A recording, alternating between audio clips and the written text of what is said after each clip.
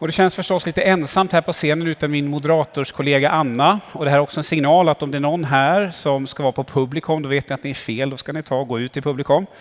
Men det här är också ett lysande tillfälle att få e-förvaltningsnörda in oss lite grann.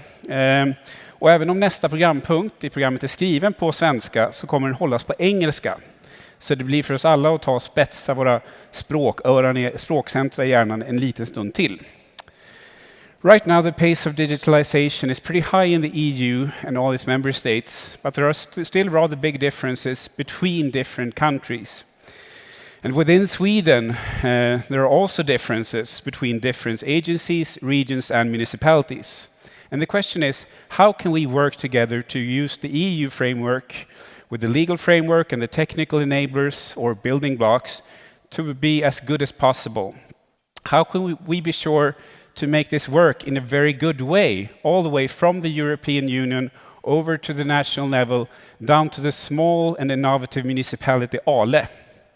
I can think of no better way to discuss this and these questions than together with our panel here today. So let's invite them all up at the same time. Åsa Barton, Policy Officer at DG Connect. Anna Eriksson, Digital General at DIG. Mikael Berglund, Mayor at Ale Municipality. And last but not least, the keynote speaker, Emanuelle Baldacci, Director at Digit at the European Connection. Let's give them a big hands of applause.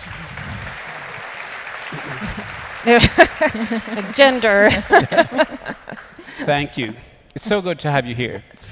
And if you look in the program, you also see that Jenny Birkestad, the Director of Digitalization at SKL, should have been here, but due to personal reasons, she had to cancel literally 1 hour ago. So that means that you, Mikael, the Mayor of Ale kommun, you'll have to basically cover the whole area for all Swedish municipalities and regions at the same time. Thank you for that. So, and then Anna will be the national level, and we'll have our guests from the European Union and the Commission to have the EU level. And I think I want to begin with you, Åsa. You've been working with the European Commission for 22 years and DG Connect for 13 years. What would you say are the most rewarding result that we can expect from building this legal framework and technical enablers, given the many levels they span? They span the European national, but also different types of sectors, advanced countries, less advanced countries, and so forth.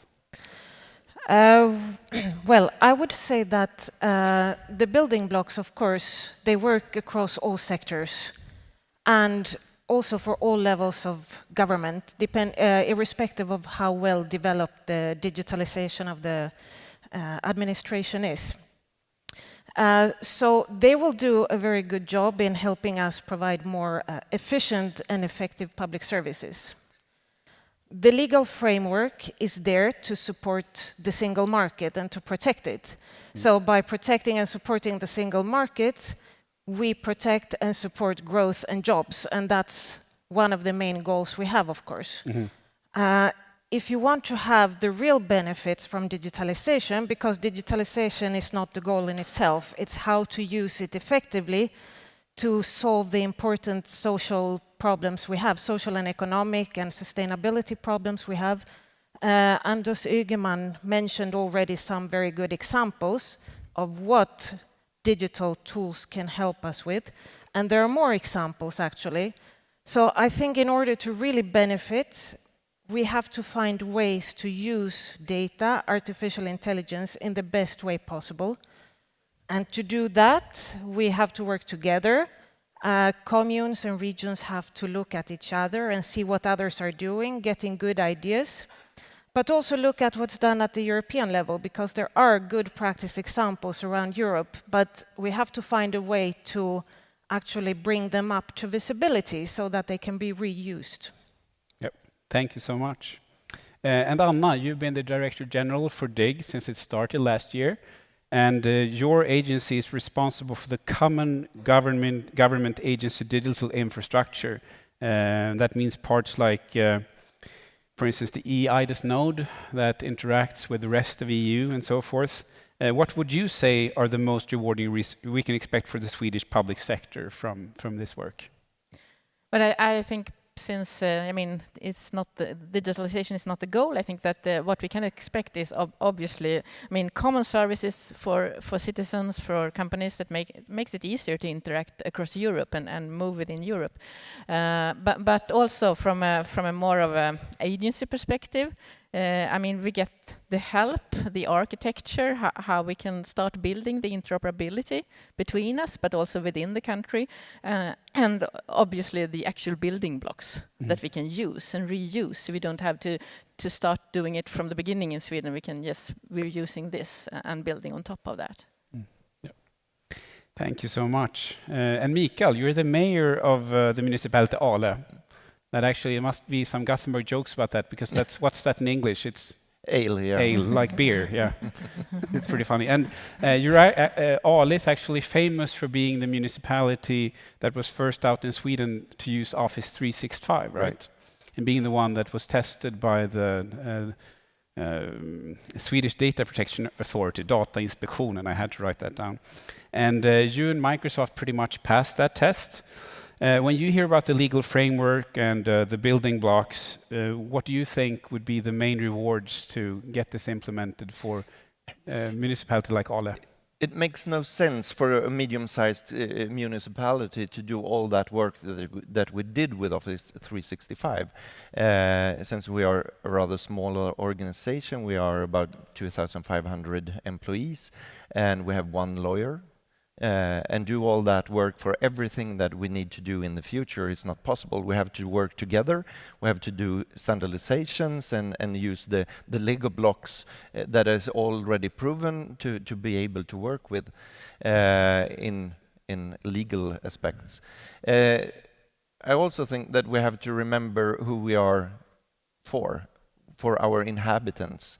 The use from their perspective is our focus.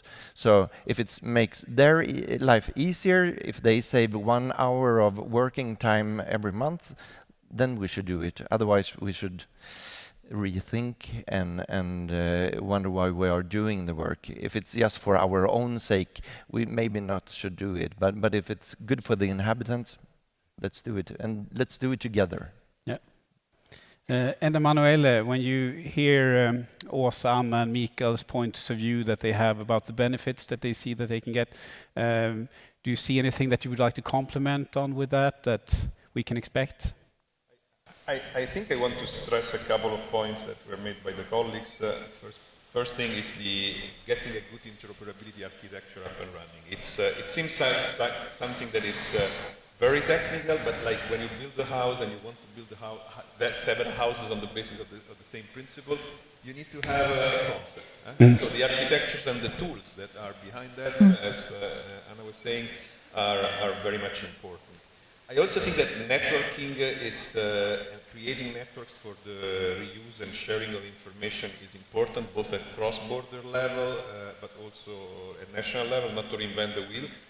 Just the example of the, I guess, painful discussions on data protection aspects for introduction of Office 365. We are going through the same discussions with some other member states, for example, and there's a lot that you can learn about contractual clauses and arrangements that can help mitigate the risk of, let's say, data protection concerns that you can basically reuse. So sometimes you don't need a formal working group to do that. You need an environment that is conducive and facilitating the fast exchange of information and the coordination of actions. The third thing is that in many cases you learn by doing. So what we need is much more sandboxes and test beds type of environment. Now these are again technical words, but in practice it's a playground where you're testing fast. So whether, for example, building a certain set of components makes sense, you test it with the users. It doesn't work, you go back to the drawing board. And this agile way of working requires a lab types environment where we can quickly let's say, cook something, test it, and then agree whether you need to go to the factory level or not. Yeah. But as we know, when we want to do something good, it's never easy. We also have challenges on the way that we have to handle.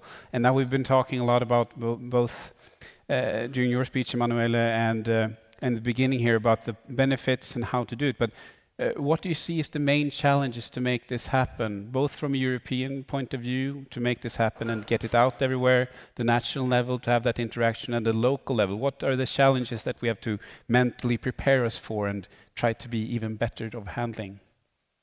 Anyone who wants to begin? Åsa? Well, I can say that it's a very good question, and that is why we intend to actually put this question to member states when we start interacting with them on the future digital government strategy, which we're starting to work on now. So what we want to know from member states, both at national, regional and local levels, is exactly that. What are the challenges that you're facing, and what support could the Commission possibly provide in order to help with those challenges? And I know that one challenge that we have constantly at the European level is, of course, to ensure that the legal framework is and remains appropriate as things change. And that's also part of why we have recently launched a review of the eIDAS legislation. And Emanuelle mentioned before that there is a public consultation ongoing for the new Digital Europe program. So if you go to respond to that one, please also look at the public consultation for the eIDAS legislation, which is also open for the moment, and give your views on how it could be improved. Thank you. And Anna, the challenges from your perspective? I think that, I mean, we often speak about that we have to do this together. It's a together thing, it's a team sport, we have to collaborate. And everyone says that they're willing to collaborate. But I think if you say you're willing to collaborate, you also have to be able to change the way you're thinking for yourself, because real collaboration means that you want to learn something new, you want to change your ways and get something done. And I think this is, we also agree on that we should collaborate, but we must collaborate and really work together. And I think that actually that is a difficulty among municipalities, within the national level, and within the countries as well. And we were speaking about that just before. I mean the way that we rank ourselves, also that Anders Ygeman mentioned. Yes, we're quite high up or we're low here, means that we compete among the member states or among the municipalities or among the agencies, and that means that we compare ourselves and perhaps do not cooperate and see that we really are in the same team. And the other thing I think is a challenge that we need to tackle is that, I mean, this work, it requires perseverance. I mean, you really have to just continue and continue, and that also requires perseverance from a political point of view. I mean, we want to have the benefits as soon as possible. Yes, we will try to reap the benefits, but it's going to take some time, and we mustn't give up on that. Mikael?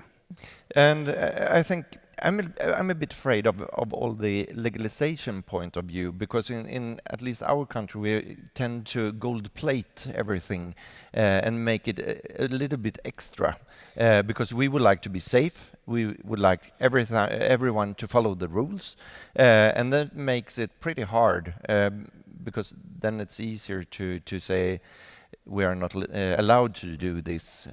But that was not the mention from EU from the beginning.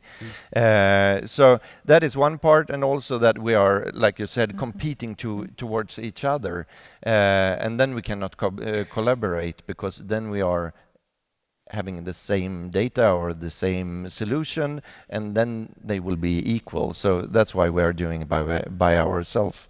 And I think we have to change the way of working and comparing each other.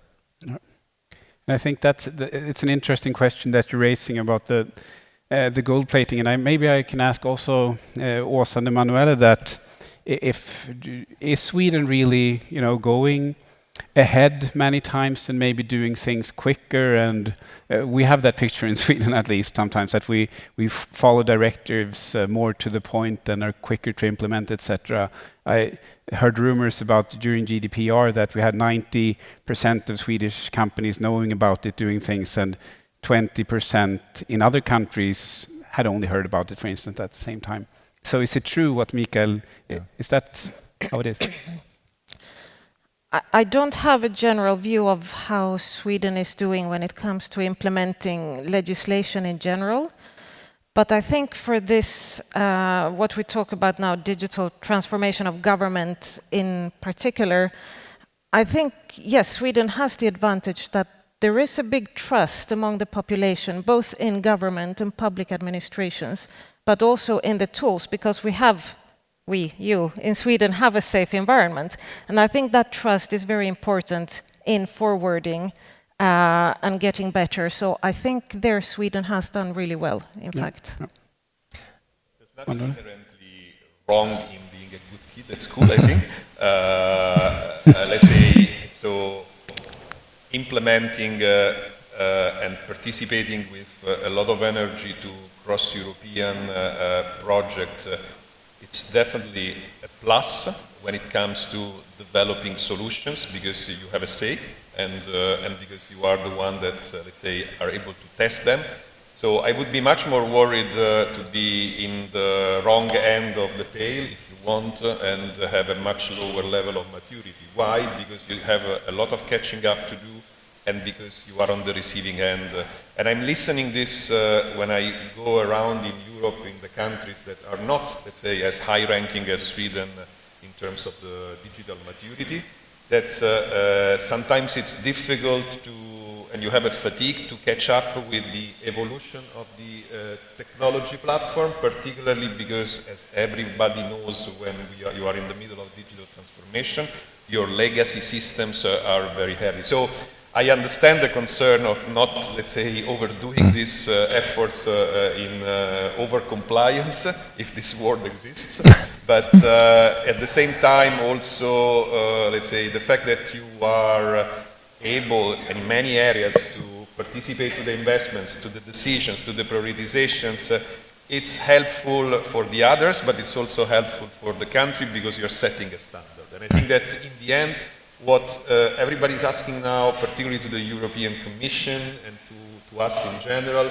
is set harmonized standards that can work, and then we work hard to make them, let's say, implemented and deployed in the different systems. And this is where I think we can help. So don't be too concerned about being a good kid. Yeah. Of course not. But I also see that we can cooperate with neighbors in different countries. They have the same problems as us. Yes. And if we start collaborate more, then we have the same level, because we are competing in the same market. So I think it's important that we actually follow the same regulations in the same way. But if we could learn from someone else with the same problem, with a different point of view, then I think we have a better solution. So I think the BRICS is really a good start for doing that. Yep. And I believe that if we are to reach the vision in EU with freedom of goods, of people's movements, of work, services, of course, we need also common digital services in many ways. And I imagine, for instance, in the US, that it's easier to set up shop in a neighboring state and so forth. And definitely the single digital gateway with 21 services is a start. But should we aim for more services that are, so to speak, common than these 21 that we have until 2023? Emanuelle, you're nodding. You think it? I would say the answer is yes, in terms of ambition, but we also need to go in steps, and let's say the 21 services that are part of the regulation are already a challenge that will keep us busy for the next few years. But let's say there are synergies here. Yes. For example, what I presented in terms of the technology engine that is behind the once-only principle. Once you do it in a way, once you build it not just for the first of the 21 services, not only for the 21 services, but you can bring on board many more services. Mm-hmm. This is the principle of the building blocks. If you build something generic that is not tied to a particular domain or a particular policy or a particular service, you are preparing the ground for scaling up at much faster rate. So in a way, it takes longer to build the first setup of services, but then once you have the infrastructure in place, the onboarding will be much easier for you. So this is a bit of an encouraging answer. We need to start from the 21 and even a subset of them first, but then the expansion to a much broader number of services is inevitable.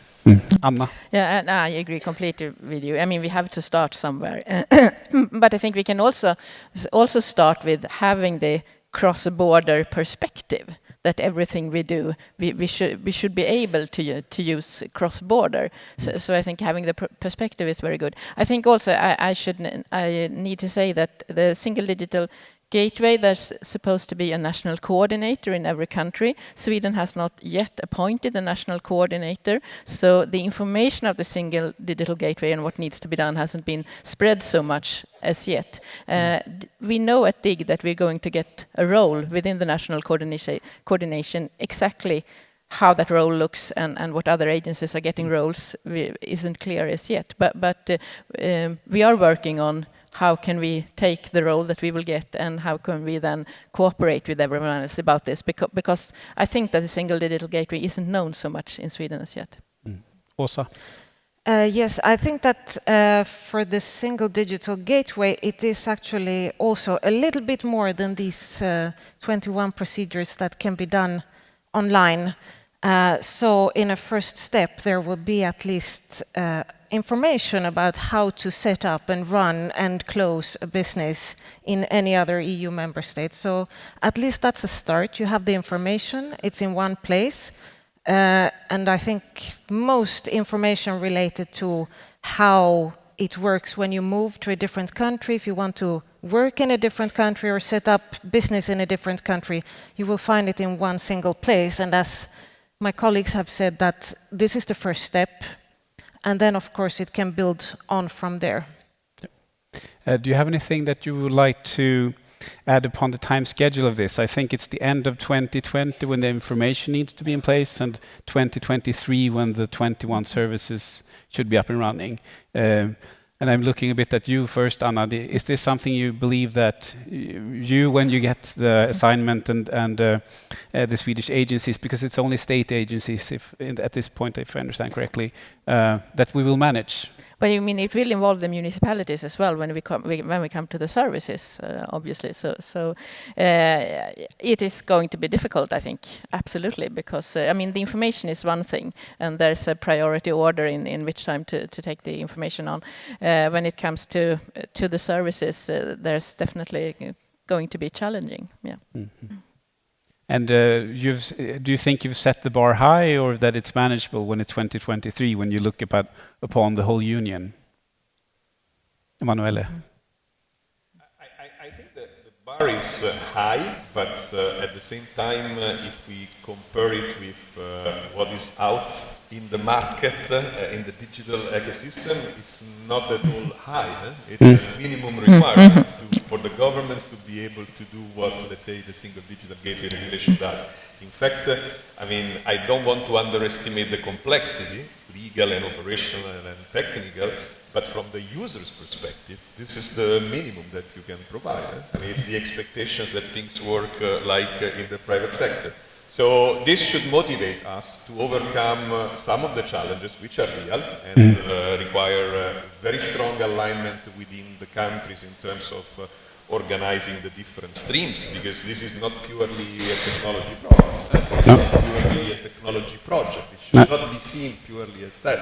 So you need to have the business alignment, you need to have the technology departments behind that, and you need to have good coordination. And let's say we are starting now to move into implementation of the technical system. This is the time when the contributions from all countries is very much needed to give a direction in which, let's say, the technical infrastructure will need to move so that it creates the enabler technology for the once only principle to apply.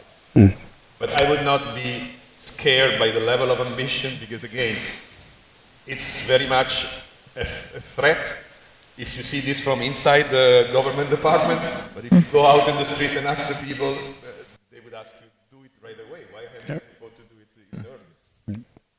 Anna. I agree very much. I mean, this is the expectation. So we heard also Anders Ygeman talk about 25% only thinks that the digital meeting is working with the public sector. But I think that one of the problems, and perhaps a problem from us in Sweden, is that we do not have this common gateway. At least even in Sweden, we don't have a portal. We have integrated services, and we come very far with the integrated services within the different sectors, and that makes it we have one situation, and in other countries in Europe there's another situation where you have worked more together and perhaps have an easier way to say yes, this is the way to get in, and I think that this puts different requirements on the solutions, and also talking about, for example, using the mobile, because that's what we do really in Sweden, and perhaps you don't do it as much in some other countries. So how can we still cooperate and make a common solution, but starting from very different starting points, I think, in how we have solved it so far. I thought we should discuss a bit also about the municipal level. We saw in the beginning of when we had the Menti that the people from the municipalities are the largest group, a bit less than half of everyone here. And we have some common services, digital services when it comes to municipal services, like Serverat, for instance, helping people set up a restaurant, stuff like that. We have common services in areas like building permits. And to what extent do you see that the next level after the 21 will be actually municipal services that are where we have a EU compatibility, and also from the municipal point can get support of this common infrastructure? Since all the inhabitants in EU are also inhabitants in a municipality somewhere, we should be able to do systems together that are common in all different countries. We are under the same legislation. And Servera is a good example. We have this in every country that we need to give permission to serve alcohol or other stuff. Let's do that together. It's only the language that is different, and since we have the translation module, it should be fairly simple to do. And then we also make sure that it's equal among different countries. It's easier for us as a customer to know what I'm sure that I'm healthy and good when I leave the restaurant, because they are under the same control as at home. If I'm a businessman, I can do the same stuff in every country if I would like to grow.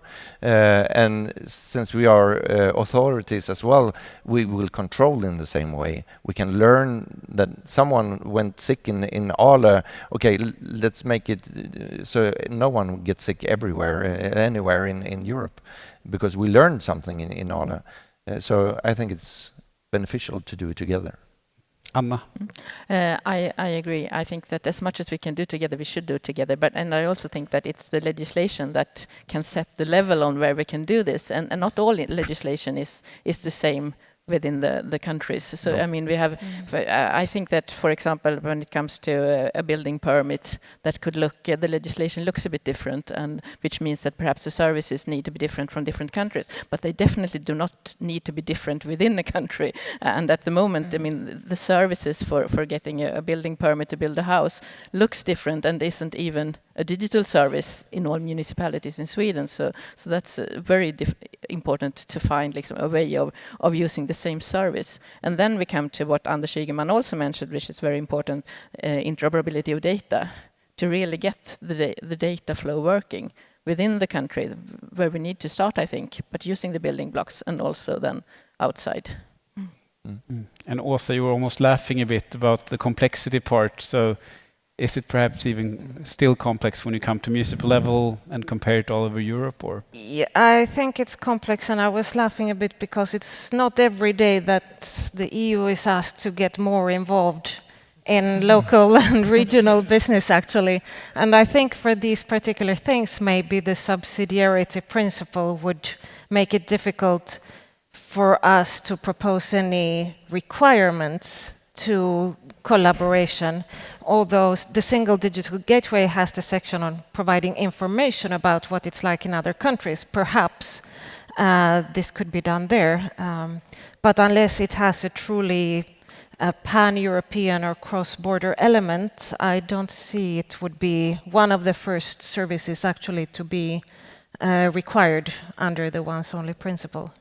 Mikael? I think it's important that we work bottom up when it comes to that it's an initiative from the municipalities and the inhabitants, and then we work together with SKL in the first place, and then after that we work towards EU to make it equal among the states. But I think we have to start from the bottom, not from the top, when it comes to this, so I will not surprise you that much. Emanuelle? I subscribe to this approach because, again, I think it's putting the users first in all this transformational journey. And I see that over time in many mature countries, particularly in this part of the region, I must say, there is now increasing a reflection on the user's journey as a way to redesign public services, meaning that you look at the user's perspective and not at the service perspective, which means that more and more we will be asked to integrate different services from a user's journey point of view, and that means that different levels of government, which probably are involved in different type of service provision, will have to work even more together than today. Because once you put together, let's say, once you take the point of view of the user's perspective and the life or the service use journey, then this is inevitably a consequence of that. The users will not ask, is this coming from the regional, state, municipal service? I need this service, and then I need this other service, which can be provided by another entity. So this integration of services is increasingly important. And again, building the interoperability platform, it's one thing, but then looking at how the processes are facilitating or not facilitating this integrated approach to services is different. And that's not technology. It requires really business perspective and process redesign, I would say. So the bottom-up approach is needed there because it takes the users at the center. Yeah.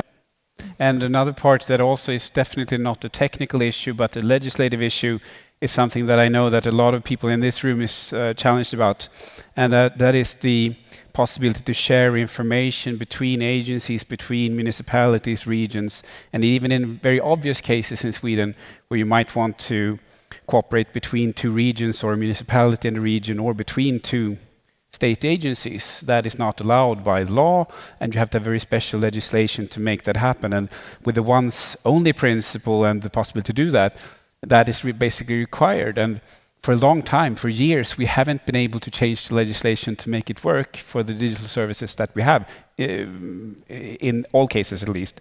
So will we be able to make a general solution work by 2023? I'm looking a bit at Johan and Mikael and Åsa. I think that from when we talk about the single digital gateway and any requirements it has on the Swedish legal system, there is an inquiry started. So there is that utredning or? Oh yeah, that was what I meant anyway. Utredning perhaps is so there's an utredning just started looking into that. So that's one thing. We will get the answer from that. It's around from the ministry. But when it comes to exchange, I mean, being able to fulfill the once only principle and exchanging data, I agree with Emanuelle that this isn't at all a technical question. There are several ways we can solve this technically, and that is also what we have been looking at in the report we've done with several other agencies when it comes to interoperability and exchange of data. There's a lot more to do with the legal questions, with how you control what data you can share, etc., who owns what data, and so on. And there are several suggestions there, also looking into the legal side of it. And we also heard Anders Ygeman, as I heard him at least, really confirming that he agrees with our suggestions and will look into this. Yeah. Anyone want to comment on that, or? Åsa made it pretty. See, that's basically, I think, also the situation there. We have a few minutes left, and I would like to think about some kind of wrap-up before we end with you know, because you have your different perspectives here on these issues, you know, all the way from the local level to the national level and to the European level. And here we have an audience of hundreds of people, basically the ones working with this every day. What do you think are the most important things they should focus on when it comes to these issues for the next 12 months, so to speak? Someone care to be the first one? Åsa? So for the next 12 months, well, in the next 2 weeks, go online, look for Have Your Say EU, and answer to the consultations that are there on the Digital Europe program and on the EIDAS, because you can really influence what is going on. It's not for our sake, it's for everyone's sake. So please, in the next 2 weeks before the consultations close, provide your input on that. Apart from that, I think that what has already been said many times, we need to find ways soon to actually collaborate and cooperate better, to learn from each other, so that we can actually make the best use of the digital transformation. Thank you, Åsa. Anna?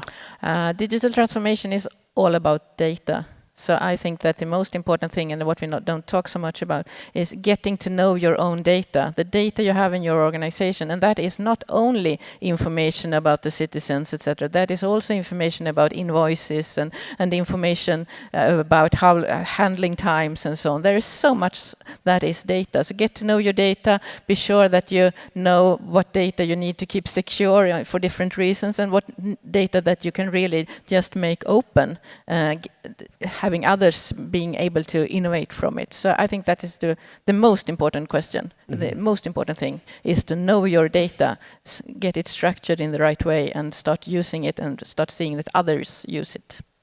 Thank you, Anna. Emanuelle? I would say that the important thing is to, first of all, continue to do what you're doing, so being a very active participants in all the projects that are focusing on creating the technical infrastructure. It's extremely important that Sweden continues to play a role with the building blocks, with the interoperability, and that it's continuously engaged at European level on the big projects. The SDG, Single Digital Gateway, comes as a first priority because, as Anna said, we are at an important juncture. We are designing the system for the future. So I would say that if I were to pick one, I would take this one because it's at the very early stage and it's still, let's say, we're still all in time to design it in the way that it fits for purpose for the government service platform. Thank you. And Mikael, you have to cover the whole municipal and regional level. I would say that increasing the focus of the citizen and decreasing the focus on comparing municipalities to municipalities, and then I would like to see a lot more collaboration between the municipalities. And we are one partner. There are 290 partners in Sweden. Start working with them. Try to find partners in Europe as well to have a different perspective and learn together. Wonderful final remarks. Thank you so much. And let's give everyone a big hands of applause.